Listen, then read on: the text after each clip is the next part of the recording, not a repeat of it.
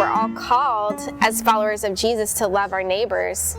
My neighbors are prostitutes and drug addicts and drug dealers and members of Mexican mafia. My name is Kelly Green and I work in Boystown. Don't tell my mom. Boystown is set up by the Mexican government. It's a walled-in red light district. It's home to about 200 to 300 men, women, and children living and working inside the walls.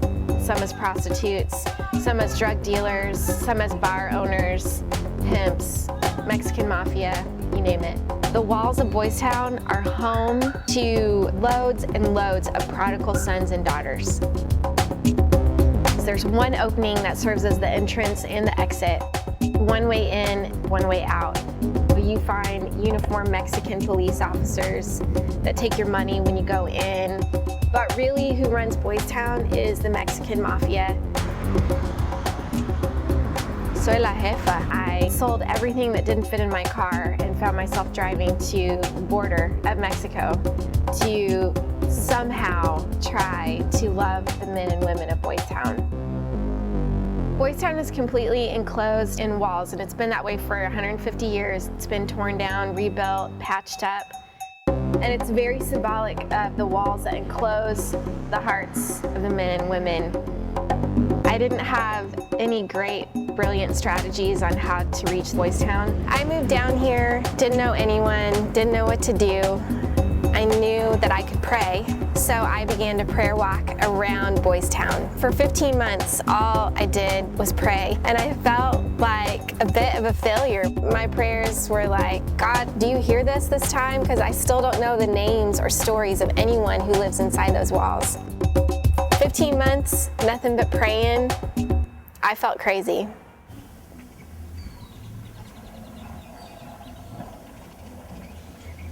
Yolanda was one of the first people I actually met inside the walls of Boystown. She's a 50-year-old prostitute who came to a day spa we set up in a crack bar. Yolanda was having her hair washed and she broke down in tears. She said, "It feels like God is washing my hair. Before today, I didn't think that God existed, but you are like angels who have come to tell me that He's real." Prayer works. My calling is to follow Jesus, and He found the broken ones and the forgotten ones. I get to go into Boystown and wipe the tears of people like Yolanda, kiss Lucia on the cheek, hold Virginia and listen to her stories. It is an honor, and I have found Jesus inside of Boystown. Now when I go in there, women literally run out of bars from wherever they are, and they hug me. Their hearts have been softened.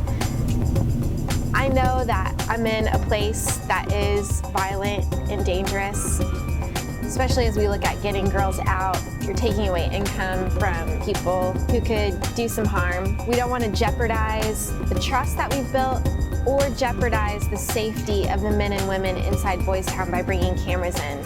Sometimes my heart's pounding when I go in there because I don't know who the good guys are and who the bad guys are.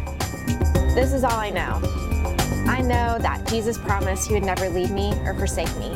I know that no matter what happens inside those walls or in my life, that He'll be with me.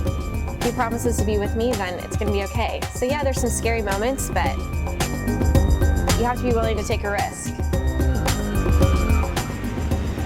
My dream for Boystown is to see women who used to be prostitutes and men who used to be drug dealers and drug addicts give out of their stories of redemption.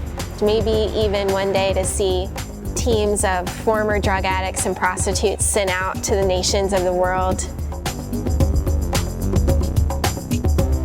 The places where American passports can't go, but Mexican passports get pretty easily.